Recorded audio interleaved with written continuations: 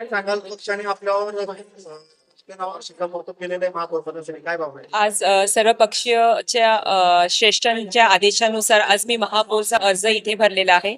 आमचे जे नेते देवेंद्र भाऊ फडणवीस साहेब, माननीय उपमुख्यमंत्री एकनाथजी शिंदे, आमचे जलसंपदा मंत्री गिरीश महाजनजी, मंगेशदादा चव्हाण, आमचे आमदार राजू मामा भोळे, आमच्या खासदारताई रक्षाताई खडसे, मग गुलाबराव पाटील मंत्री आमचे, खासदारताई रक्षाताई स्मिताताई वाघ, यांच्या सर्वांचे मी आभारी आहे. आणि जिल्हाध्यक्ष दीपक भाऊ सूर्यवंशी यांनी आम्हाला जी संधी दिली आहे त्याचे आम्ही खूप खूप आभारी आहेत. नमस्कार, मी मनोज चौधरी, प्रभाग 9 मधून निवडून आलो होतो शिवसेनेतर्फे.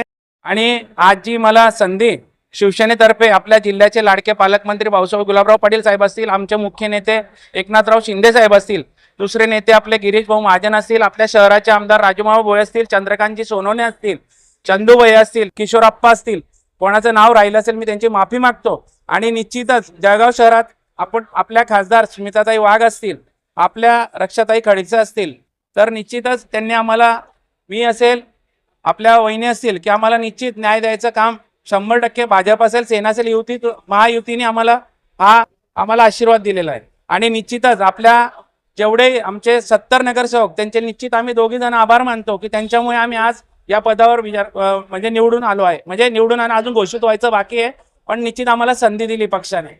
तर मी सगळ्यांचे आभार मानतो. आणि सगळ्यात मोठे जळगाव शहराचे जेवढी मायबाप जनता असेल त्यांनी निश्चित जो आशीर्वाद आम्हाला निवडून आणण्यासाठी दिला होता, निश्चित त्यांचे सर्वात जास्त आभार त्यांचे आणि माझे मित्र परिवाराचे मानतो. जय हिंद, जय महाराष्ट्र.